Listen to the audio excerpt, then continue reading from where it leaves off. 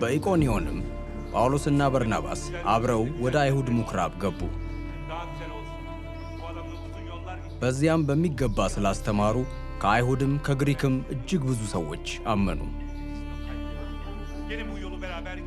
ያላመኑት አይሁድ ግን አሕዛብን አነሳስተው ወንድሞችን እንዲጠሉ አደረጓቸው።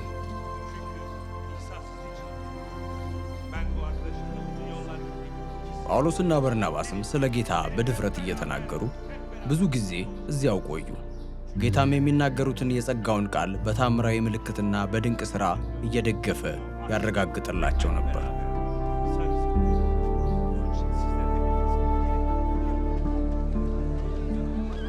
የከተማውም ሕዝብ ተከፋፈለ። ገሚሱ ከአይሁድ ጋር፣ ገሚሱም ከሐዋርያት ጋር ሆነ።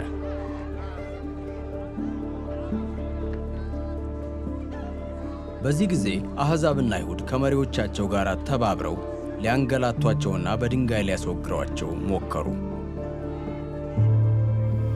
እነርሱ ግን ይህን እንዳወቁ ልስጥራንና ደርቤን ወደ ተባሉት ወደ ሊቃኦንያ ከተሞችና በዙሪያቸው ወዳለው አገር ሸሹ። በዚያም ወንጌልን መስበክ ቀጠሉ።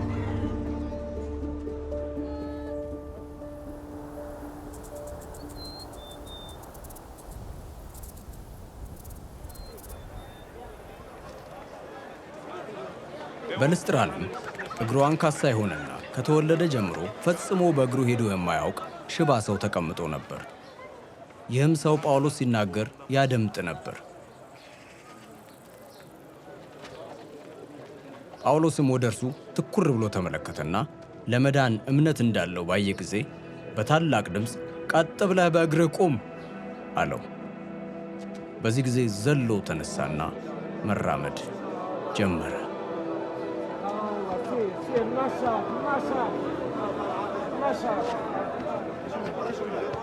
ሕዝቡም ጳውሎስ ያደረገውን ባዩ ጊዜ በሊቃኦንያ ቋንቋ አማልክት በሰው ተመስለው ወደ እኛ ወርደዋል ብለው ጮኹ። በርናባስን ድያ አሉት።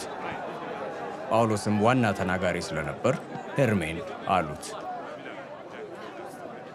ከከተማው ወጣ ብሎ የነበረው የድያ ቤተ መቅደስ ካህንም ኮርማዎችንና የአበባ ጉንጉኖችን ወደ ከተማው መግቢያ አምጥቶ ከሕዝቡ ጋር ሆኖ ሊሰዋላቸው ፈለገ። ሐዋርያቱ በርናባስና ጳውሎስ ይህን በሰሙ ጊዜ ልብሳቸውን ቀደው ወደ ሕዝቡ መካከል ሮጡ። ድምፃቸውንም ከፍ አድርገው እንዲህ አሉ፣ እናንተ ሰዎች ለምን ይህን ታደርጋላችሁ? እኛም እኮ እንደናንተው ሰዎች ነን። እናንተም ደግሞ ከነዚህ ከንቱ ነገሮች ርቃችሁ ሰማይንና ምድርን ባሕርንም በውስጣቸውም የሚኖሩትን ሁሉ ወደ ፈጠረ ወደ ሕያው እግዚአብሔር እንድትመለሱ ወንጌልን እንሰብክላችኋለን። እርሱ ባለፉት ትውልዶች ሕዝቦች ሁሉ በገዛ መንገዳቸው እንደሄዱ ተዋቸው። ይሁን እንጂ ዝናብን ከሰማይ እንዲሁም ፍሬያማ ወቅቶችን በመስጠቱ ደግሞም ልባችሁን በመብልና በደስታ በማርካቱ መልካምን በማድረግ ራሱን ያለ ምስክር አልተወም። ይህን ሁሉ ተናግረው እንኳ ሕዝቡ እንዳይሰዋላቸው ያስተውት በብዙ ችግር ነበር። አይሁድ ግን ከአንጾኪያና ከኢቆንዮን መጥተው ሕዝቡን አግባቡ።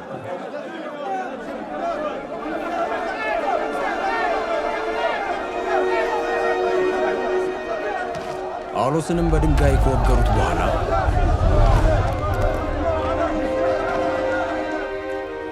የሞተ መስሏቸው ጎትተው ከከተማው ወደ ውጭ አወጡት።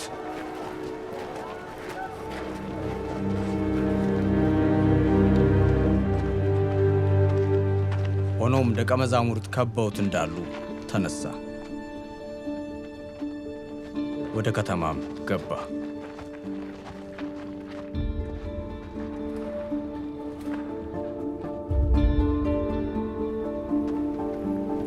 በማግስቱ ከበርናባስ ጋር ወደ ደርቤን ሄዱ።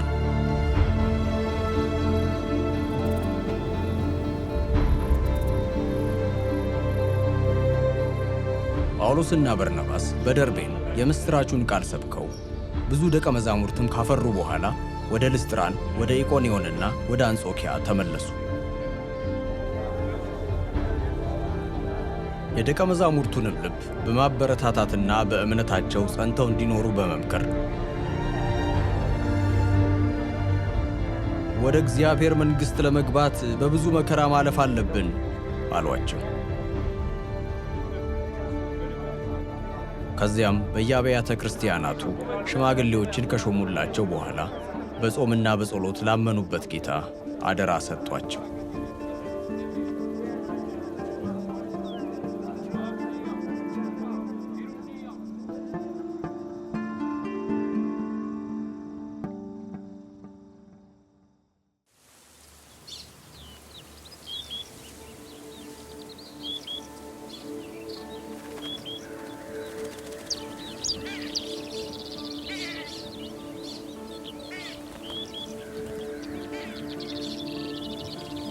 በጲስድያም አልፈው ወደ ጵንፍልያ መጡ።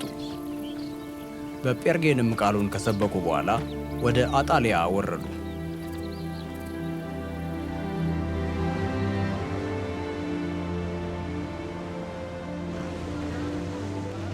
ከአጣሊያም እስካሁን ላከናወኑት ሥራ ለእግዚአብሔር ጸጋ በአደራ ወደ ተሰጡባት ከተማ ወደ አንጾኪያ በመርከብ ተመለሱ።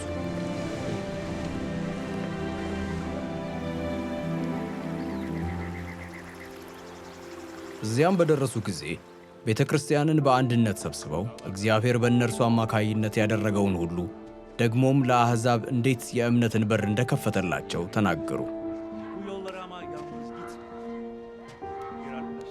በዚያም ከደቀ መዛሙርት ጋር ብዙ ጊዜ ተቀመጡ።